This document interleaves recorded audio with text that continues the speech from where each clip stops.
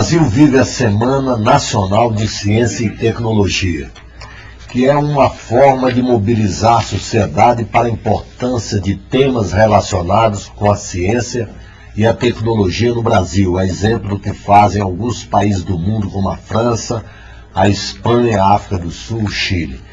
Para falar a respeito dessa Semana Nacional de Tecnologia, que foi instituída por decreto do Presidente da República, convidamos o presidente do Conselho Nacional de Pesquisa, o CNPq, Ernei Camargo, e o deputado Ariosto Holanda, do Partido Socialista Brasileiro, aliás, não é mais do Partido Socialista, do PSDB do Ceará, deputado Ariosto Holanda. Doutor Ernei Camargo, como é que o senhor explica a adoção desse sistema de comemoração da Semana Nacional de Ciência e Tecnologia no Brasil? Olha, é muito importante para chamar a atenção da população em geral, mas também do poder político e do poder, tanto em nível nacional como estadual, sobre a importância da ciência e tecnologia. O mundo moderno hoje não pode prescindir da ciência e da tecnologia. Isso está mais do que provado, não é necessário discursar sobre isso. Mas o que é importante é que isso chegue a todos os segmentos da população. E uma semana como essa é uma oportunidade ímpar para que isso seja conseguido. Em que consiste essa semana? Bom, a semana ela consta de quê? Há solenidades em todo o país. Tem sido uma semana exaustiva, acredito que para o deputado também, para o presidente do CNPq, de participar em universidades, em centros de pesquisa, em fundações de pesquisa, em todo o país, de um despertar para a ciência e tecnologia. De nossa parte, isso envolve na apresentação do CNPq, das atividades do CNPq, na formação de pessoal e no aporte de recursos financeiros para o desenvolvimento de pesquisa e inovação tecnológica. Isso a gente tem feito uma peregrinação por todo o país, procurando chamar atenção para esses aspectos. Deputado Ariosto Holanda, e qual é a participação do Congresso nessa Semana Nacional de Ciência e Tecnologia? Eu diria que ela foi muito oportuna esse decreto, porque ele avança no sentido, até como o Ernei falou, até da popularização da ciência, né? Então, e da valorização da ciência no processo do desenvolvimento científico e tecnológico. Eu costumo dizer, Tarcísio, que hoje a riqueza das nações e das regiões deriva do seu patrimônio educacional, científico e tecnológico. Hoje tem poder quem tem conhecimento. Então, isso está na discussão na ordem do dia. Hoje mesmo, ontem eu participei de uma videoconferência lá na Interleg, né, para todo o país. Vamos implantar agora a frente parlamentar, agora às 11 horas, né, em defesa da ciência e tecnologia. Agora, o que me preocupa é que todo mundo diz que ciência e tecnologia é importante, mas eu acho que a importância ela vem com a alocação dos recursos, certo? Quer dizer, se a coisa é importante, nós temos que alocar recursos. E se o conhecimento é a base de tudo, então nós temos que saldar uma dívida muito grande nesse país, que é a questão do conhecimento, né? Hoje, até eu queria trazer um número para cá, até para conhecimento do CNPq. Esse número nós levantamos do IBGE, né? O IBGE, ele levantou o número de brasileiros na faixa etária de 15 a 64 anos. 15 a 64 anos é a população economicamente ativa, concordo, né? Começou o primeiro emprego e está se aposentando. São 112 milhões de brasileiros. Aí ele conclui dizendo assim, desses 112 milhões de brasileiros, somente 25 milhões estão habilitados com conhecimento tecnológico para entrar no mercado. O restante existe um analfabetismo funcional. Então nós não estamos levando conhecimento tecnológico para essa população. A maioria da população. E aí eu queria destacar o seguinte, o Ministério, novo ser a ação do Ministério, quando criou a Secretaria de Ciência e Tecnologia e Inclusão Social. Tá certo? Inclusão social. Porque aí vem uma questão, por exemplo, orçamentária. Todo mundo diz que ciência e tecnologia é importante. E eu diria que o CNPq, se existe base científica nesse país, se deve ao CNPq. O CNPq foi quem formou os nossos mestres, os nossos doutores, foi quem avançou na pesquisa. Então, A base científica foi formada pelo CNPq. Agora, a demanda, se é importante, essa demanda é crescente. Então não pode a gente ter um orçamento dizendo que é crescente e praticamente de um ano para outro você não cresceu o orçamento. Quer dizer, a demanda reprimida dentro do CNPq, com certeza, e o Arnei deve ter números aí que pode até ajudar, que cada vez mais avança. E aqui, eu queria trazer para a discussão, porque muita gente pensa que ciência e tecnologia é só quem trabalha com a pesquisa no laboratório, né? Às vezes você fala do desenvolvimento tecnológico, mas para mim hoje a perna mais importante da ciência e tecnologia é a que faz a extensão. É que leva o conhecimento. Aquele conhecimento que está na prateleira de uma universidade, de um instituto, que gerou um conhecimento, mas que tem que chegar lá na ponta. Tem aplicação, né? Eu vou dar exemplo assim no nosso Nordeste, né? Na questão da agricultura, da biotecnologia, né? Da química fina. Esses conhecimentos você tem que levar para o homem, né? Dos biofertilizantes, como é que pode melhorar, né? O nosso solo, Então, isso se faz com uma coisa chamada extensão, né? Agora mesmo, por exemplo, nós temos a política que o governo vai implantar, e nós estamos torcendo para isso, que é do biodiesel, tá certo? O biodiesel, ele vai realmente produzir um diesel a partir das nossas oleaginosas. Mas se não tiver o extensionista que leve lá na ponta, esse povão vai ficar de fora. E aí, no CNPq, por exemplo, tem as bolsas de desenvolvimento regionais, né? Que você pode aplicar nos estados, inclusive alocando recursos nas universidades ou nos institutos, e pegando aquelas pessoas que vão fazer lá na ponta a extensão, a transferência do conhecimento. Aí eu acho que o orçamento deixa muito a desejar. E às vezes o que me deixa assim surpreso é que essas pessoas que definem o orçamento da ciência e tecnologia, que dizem que a ciência e tecnologia é importante, são as pessoas que com certeza foram bolsistas do CNPq. São os doutores que estão lá na fazenda, no planejamento, que foram beneficiados com certeza com as bolsas de... A maioria deles tem mestrado, tem doutorado, né? Foram bolsistas. Agora, na hora de chegar e dizer assim, é importante, então, doutor, se é importante, vamos colocar recursos. Porque eu acho que os recursos, nós vamos ter que discutir isso na Comissão de Ciência e Tecnologia, né? O primeiro recurso que apareceu, a gente acha que é muito tímido para a demanda e para a importância do programa, né? Então eu acho que esse é o momento de discussão. Doutor Hélio Camargo, e qual o papel do CNPq, por exemplo, no caso desse programa a que se referiu o deputado do biodiesel? Não é só no biodiesel. O deputado Ariusto tem uma larga experiência em ciência e tecnologia e tem ajudado muito o desenvolvimento dessa área no país. Quando ele se refere ao biodiesel, ele está dando como exemplo da atividade toda de extensão, de transferência do conhecimento para o setor aplicado. E essa é uma atividade muito importante do CNPq. O CNPq atua nessa área de várias maneiras. Na formação de pessoal e na transferência do pessoal formado para as áreas que necessitam desse pessoal. Nós temos um programa de bolsas, por exemplo, que é chamada Desenvolvimento Científico Regional, que se encarrega de levar doutores da região sudeste, que já está mais ou menos bem povoada de doutores, para regiões norte e nordeste carentes de cientistas ou técnicos especializados. E nós temos um programa especialmente dedicado a isso. E nós é quem pagamos as bolsas, e as universidades e instituições de pesquisa regionais são as receptoras do benefício. Quantas bolsas dessas? Essas aqui, esse programa começou este ano, e nós já temos 500 bolsistas nessas condições. E qual é o total de bolsas que o CNPq... O CNPq dá atualmente, entre bolsas para graduação e pós-graduação e extensão, cerca de 45 mil, 50 mil bolsas por ano. Quantas para o exterior? O exterior não são muitas, são cerca de 400 e 500, porque nós temos já desenvolvido no país um sistema de pós-graduação muito bom. Então nós privilegiamos a pós-graduação no país. E favorecemos que a pós-graduação seja feita aqui. Mandamos para o exterior só em casos muito especiais em áreas que nós precisamos que sejam atendidas e que não podemos ainda atender.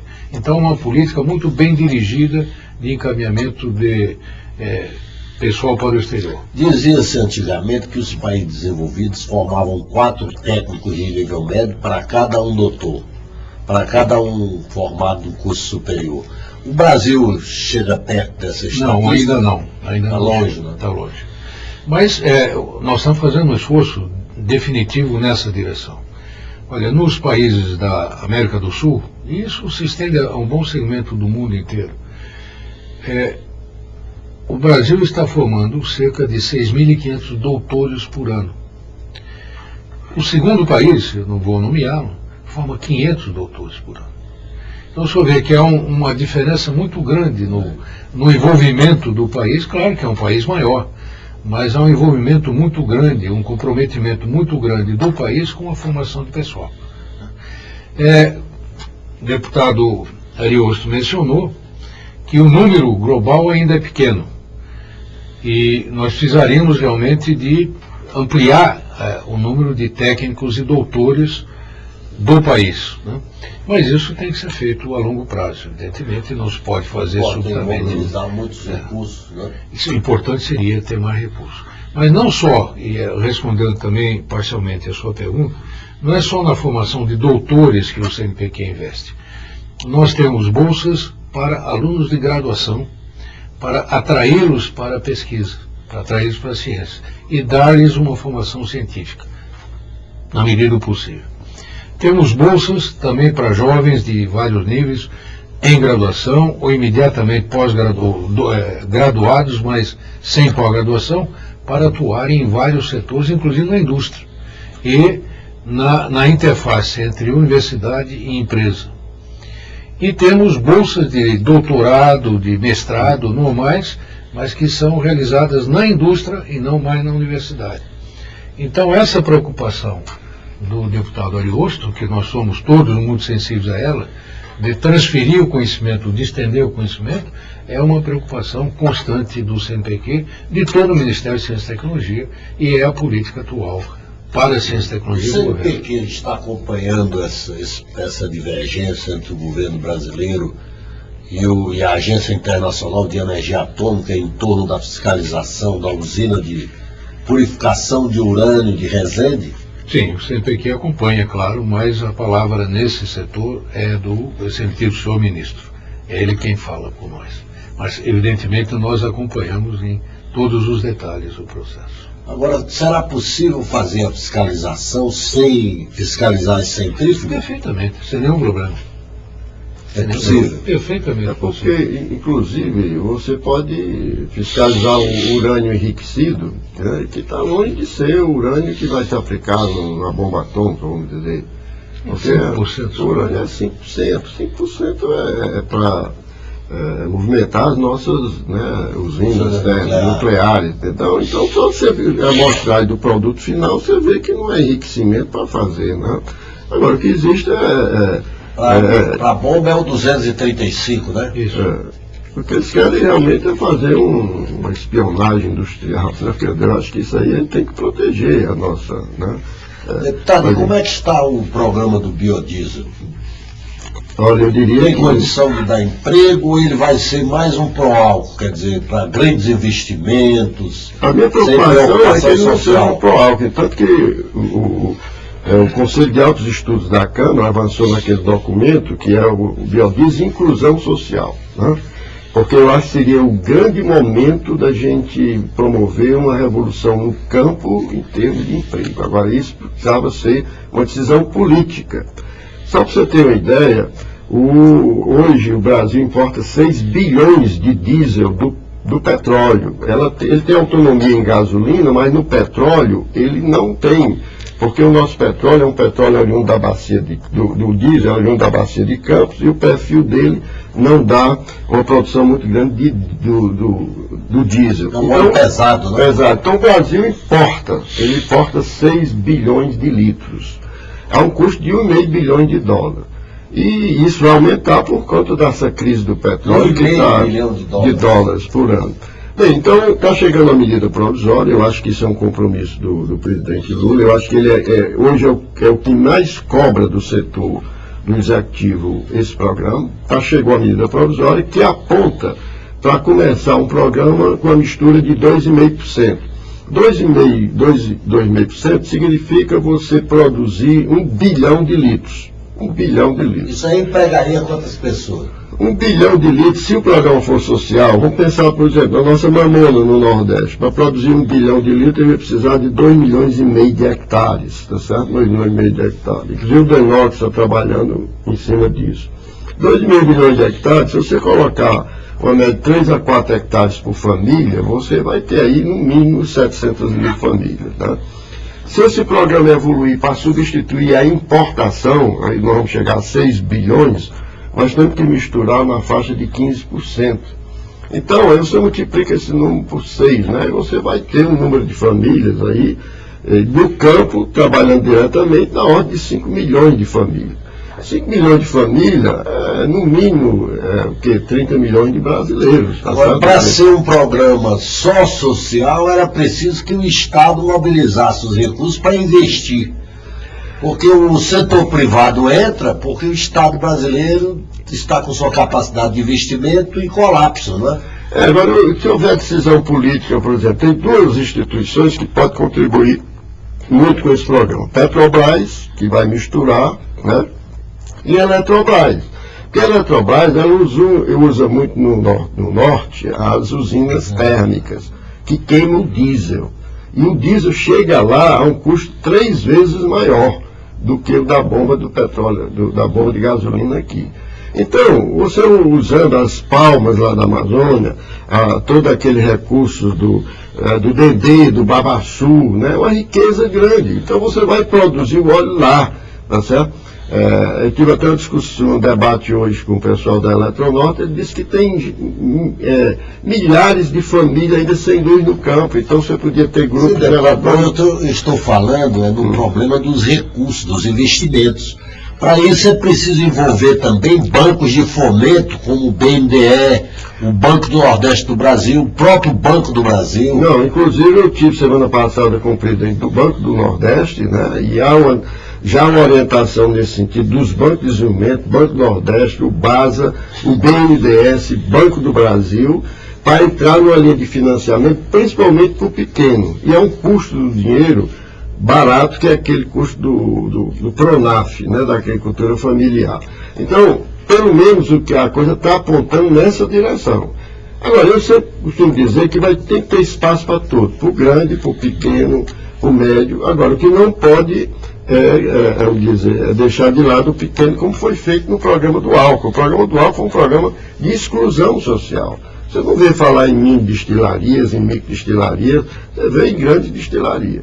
E eu advogo muito reserva de mercado nas regiões mais deprimidas, Norte, Nordeste, Centro-Oeste, para garantir que parte da produção venha dessas regiões. Então é por aí que vai. E aí onde o CNPq pode ter uma participação muito importante no processo. Através de quê? De ensinar essa população a fazer aquele processo de moagem, de extrair o óleo, da transesterificação, a Embrapa entrando na parte do cultivo, da plantação, da semente selecionada. Então, tudo isso é trabalho de extensão, porque se não tiver o extensionista lá na ponta, ensinando esse povo a fazer, esse povo vai ficar lá de fora. Ontem eu tive uma reunião com o pessoal da ASA, a ASA é a Associação do Semiárido Nordestino. Ela congrega mais de 1000 ONGs. E ele veio trazer para a gente essa preocupação. Quais são os mecanismos que estão sendo adotados? Mas aí precisa formar os próprios agricultores, pelo menos dar alguns ensinamentos rudimentares, né? Até o Denox sentou com um projeto lá no CNPq, para ser apreciado, que o Denox quer fazer ações, vamos dizer, educativas e de mostrar à população. Por exemplo, ele pega nas áreas reformadas, uma área, por exemplo, de 400 hectares. Estive com o ministro Rosseto, ele disse, libera essa área de 400 hectares, que até o assentado que já está lá, e lá a gente coloca a unidade do biodiesel, pequena, uma usina de 1000 litros por dia, e coloca uma pessoa, um professor, um extensionista lá ensinando, transferindo. E a ideia é fazer um em cada estado do Nordeste para essa ação de... Você vê como uma experiência piloto. Piloto e ensinar, porque senão esse pessoal está fora. E se você conhece, Francisco, do Nordeste, ele tem uma tradição daquelas usinas de óleo, né, do algodão, se lembra do próprio, da mamona, né? Então há uma tradição, não é tecnologia de ponta, são tecnologias simples, de fácil transferência. Porque a minha preocupação grande é que se o Brasil vier a crescer em área de tecnologia de ponta, esse povo vão estar fora, porque não tem conhecimento. Então vamos trabalhar em cima dessa área que o povo conhece, a banana, conhece o Dedê, conhece o babaçu. Agora, com ação de educação, de extensão, de transferência, né? É por isso que a gente tem que discutir o orçamento do CNPq, né, para que ele contribua de uma maneira, e ele sabe fazer, nessas ações. E outra questão que a gente também tem procurado discutir, e por isso nós estamos conversando com o ministro Ciro Gomes, para criar na SUDEM um Fundo de Desenvolvimento Científico e Tecnológico do Nordeste, tá? Esse Fundo de Desenvolvimento Científico e Tecnológico, onde vai ter no Conselho, o CNPq vai estar lá presente, a CAPES, o Ministério, porque ou a gente define a nossa regra do jogo para regiões mais pobres, ou então eu costumo dizer que às vezes as regras nacionais, ela costuma tratar igualmente os desiguais, né? Então, às vezes você coloca editais que, a nível nacional, que você deixa de lado, né, as regiões mais deprimidas. Por quê? É patente, e o CNPq sabe disso, há uma carência muito grande de doutores da região norte, onde tem toda a riqueza da Amazônia, né, há uma carência de doutores no norte, uma carência de doutores no norte, nordeste e centro-oeste. Então temos que ter umas políticas diferenciadas para... o CNPq tem feito um esforço muito grande de trazer os doutores, né? Mas eles se acostumaram, né, com os laboratórios lá do sul, que não querem ir para o Nordeste não, entendeu? Então nós temos que formar o pessoal lá mesmo, nós temos que trabalhar em cima daqueles nossos professores do laboratório. O que o senhor fala a respeito? Olha, o deputado Ariosto tem razão total, completa. Quer dizer, é muito importante levar realmente o conhecimento ao... Aliás, o senhor já fez isso no Ceará, com o núcleo de transferência de conhecimento para a população. Muito bem sucedidos, por sinal.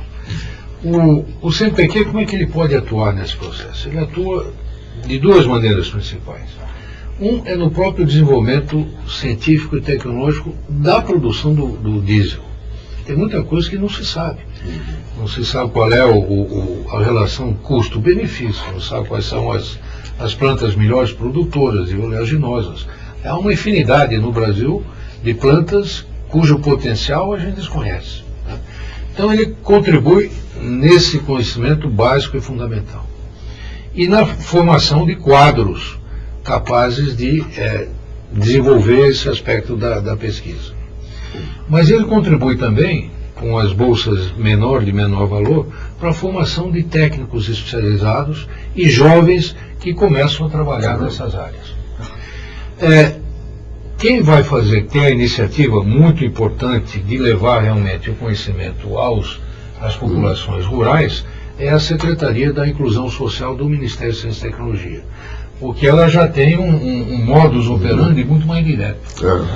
E vai permitir... Então nós temos toda uma cadeia de ações que desembocam exatamente no que o deputado Ariosto está falando, a necessidade de se pegar o conhecimento e levar esse conhecimento até a população, até o pequeno produtor. Isso é a democratização do conhecimento. E é uma das propostas, que não é o CNPq que faz isoladamente, mas é uma proposta em conjunto com outro segmento do governo e com a consciência e apoio do Congresso Nacional. Deputado, quer dizer mais alguma coisa? Mas tem o projeto que nós votamos recentemente de inovação tecnológica, certo? Que é um projeto que eu acho que tem um alcance muito grande em termos de desenvolvimento do país, mas a gente tem que ter o lado regional, né? Por exemplo, o que é inovação tecnológica no Sul, o que é inovação tecnológica no Nordeste. Às vezes uma inovação pode ser apenas uma ação agronômica em cima do pequeno produtor para melhorar a sua produtividade. Isso é uma inovação para ele, quando você faz um corretivo de solo, né? Eu me lembro que às vezes quando era dirigia o instituto, era professor, chegava um daqueles produtores rurais, doutor, o que eu faço com minha farinha que está mofando, né? Quer dizer, qualquer ensinamento desse tipo, para ele é uma inovação. Então, o problema da inovação, ele é muito relativo, até a tecnologia de ponta. Então, o cuidado que tem que ter é ver esses desequilíbrios regionais, e eu queria aproveitar para passar aqui para o doutor Ney. Esse projeto, Tarcísio, foi um projeto desenvolvido na época pelo Beni Veras, quando está aqui, o senador Beni Veras, que procurou estudar os desequilíbrios econômicos regionais, certo? Na área de ciência, tecnologia e regionalização. Isso aqui tem 10 anos, né? Eu sempre digo que essa casa costuma fazer o plano livre, não faz o plano trabalho, né? E aqui eu queria passar para o Ernei, se havia condições, Ernei, da gente atualizar isso e colocar como um programa, porque está tudo desatualizado, mas era quais ações de ciência, tecnologia e inovação nessas regiões deprimidas que pudessem evitar o desequilíbrio regional. Aceita a missão, doutor. Tá bom. Eu queria agradecer a presença do doutor Ernei Camargo, presidente do CNPq, Conselho Nacional de Pesquisa, e do deputado Ariosto Holanda, até uma outra oportunidade. Tá bom. Muito obrigado pela audiência.